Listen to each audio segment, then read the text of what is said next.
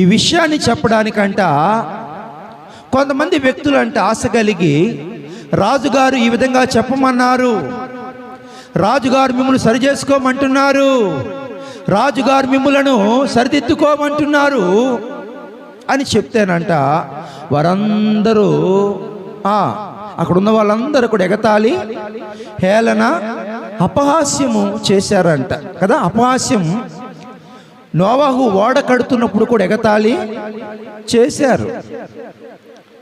తర్వాత లోతు తన అల్లుల దగ్గరికి వెళ్ళి ఆ ప్రాంత ప్రజల దగ్గరికి వెళ్ళిపోయి, ఆకాశం నుండి అగ్ని గంధకాలు కురవబోతున్నాయి అంటే అల్లులు కూడా, అక్కడ ఉన్నవాళ్ళు కూడా ఎగతాళి చేశారు. అంత మాత్రమే కాదు కానీ దేవుని బిడ్డలారా, భక్తుడైనటువంటి ప్రవక్త అయినటువంటి ఎలీషా ఆత్మల భారము కలిగి వాక్యం చెప్తున్నప్పుడు, ఆ ప్రాంతాలకు వెళ్తున్నప్పుడు అక్కడ ఉన్నటువంటి యవన బిడ్డలంట, బోడిగుండువాడా, బట్ట తలిగలిగిన వాడా అని చెప్పి ఎగతాళి, హేళన చేస్తున్నారంట.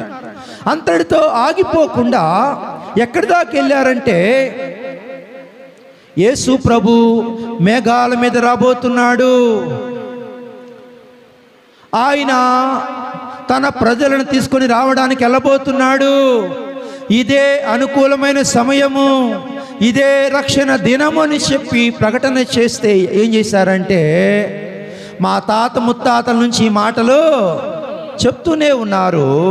ఆ రెండవ రాకడ అన్నది 2000 సంవత్సరాలు అయిపోతుంది, ఇంతవరకు ఆయన రాలేదు అని ఎగతాళి చేశారు. అక్కడితో ఆగిపోకుండా ఏమన్నారంటే, అయా మీ దేశాన్ని కబళించటానికి, మీ దేశాన్ని సర్వనాశనం చేయడానికి